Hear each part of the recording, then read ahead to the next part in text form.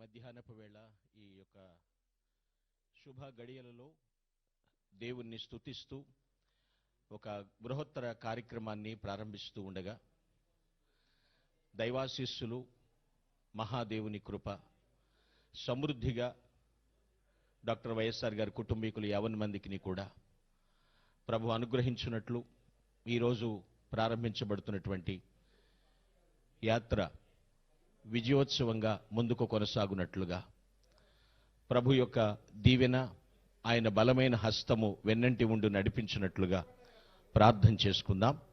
అనంతరావు గారు ప్రార్థన చేస్తారు. స్తుతి ప్రశంసలకు పాత్రుడవైన మా దేవ, సమస్త దీవెనలకు ఆశీర్వాదములకు అధికారములకు దాతవైన మా తండ్రి, నీ ప్రశస్తమైన నామమునకు స్తోత్రములు చెల్లిస్తూ ఇదిగో ఈ మధ్యాహ్న వేళ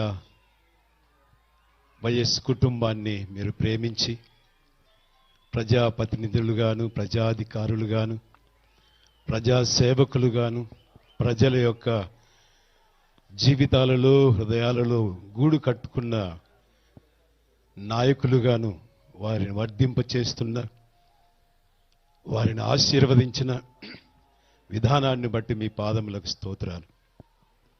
దివంగత శ్రీ వైఎస్ రాజశేఖర రెడ్డి గారి ముఖ్యమంత్రి వర్యులు వారి పరిపాలనలో ఉభయ రాష్ట్రాలు ఏ విధముగా సుఖ సంతోషముల చేత వర్ధిల్లి ఆయన రూపాన్ని ఉభయ రాష్ట్రాల యొక్క ప్రజల యొక్క హృదయాలలో ముద్రించిన విధానానికి స్తోత్రాలు. ఆయన తనయుడుగా